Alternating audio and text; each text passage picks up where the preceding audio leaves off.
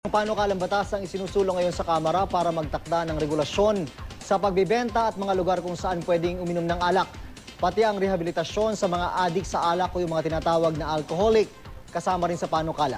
Balita ka ni JP Soriano. Ang bugbugan sa isang videoke bar sa Maynila matapos magkapikunan. Ilan lamang sa mga away na nauwi sa sakitan. Ang mga sangkot, mga sinapian daw ng espiritu ng alak. Kilalang mahilig uminom ang grupong ito ng mga perna. Gano'n kayo kadalas uminom? Minsan na, pag may sponsor, araw-araw. At kapag nalasing na, Itsura nila pag nalalasing ko. Medyo, paano yun? Nakayukong yan. Kaya ganun-ganon. Bali ang leg. Meron nakaupo dyan, nahuhulog. Ipapanik uli. hindi raw sila lasenggo. Pero wag na raw itanong sa mga misis nila. Oh, diyan ka na lang. Lagi ka lang sa opisina mo. Ayon sa Department of Health, ang labis na pagtoma posibleng mauwi sa iba't ibang sakit na kalaunay pwedeng ikamatay. Ayon naman sa PNP, maraming aksidente at krimen ang nangyari dahil sa sobrang pag-inom ng mga taong sangkot. Ang mga ito pwede daw maiwasan kapag naisabatas na ang House Bill 4737 o ang National Alcoholism Prevention and Control Program.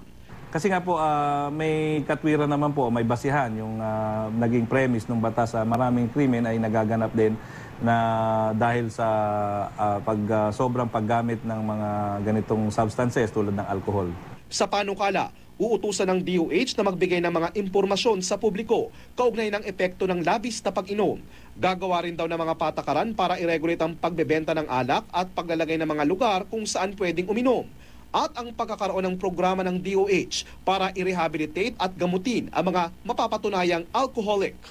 Ilang pamilya na ang naapektuhan, ilang pamilya na ang nasira dahil sa panginginom, ilang tao na ang namatay ng maaga dahil sa pagiinom, ilang pera na ang nalustay dahil sa panginginom. So ang gusto lang sabihin po natin dito ay ito po ay isang sakit na nandyan sa atin na hindi natin pinapansin. Wala pang programa ang DOH para i-rehabilitate ang mga lasenggo o alcoholic. Kaya bukas daw ang DOH na pag-aralan at pag-usapan ng nasabing panukalang batas. Ayon sa DOH, masasabing alcoholic ang isang tao kung hinahanap-hanap na nito ang pag-inom ng alak nang wala na sa lugar at araw-araw na kung umiinom at nalalasing at nakakaapekto na sa buhay ang palagiang bisyo. Kasi yung pag-rationalize mo sa isang bagay, bumabagal eh. So may tendency like, sometimes yung iba nagawa ng action and after doing the actions, saka lang nila mapaprocess yung ginawa nila, makikita mo mapapaupo na lang sa sulok na parang magsisisi ba't nila nagawa yon kasi mas mabagal yung mga signal sa utak natin. Nagtanong kami kung sang-ayon bang ilan na maaprubahan ang naturang panukala. Nagpapalitan ng mukha, eka nga. Nagpambuno, eka nga. Kasi nga, malasing na, hindi naman kontrol eh. Kaya mas maganda na rin yung panukala ng bagong batas na yan na bawas-bawasan natin. Mas maganda yon. JP Soriano, GMA News.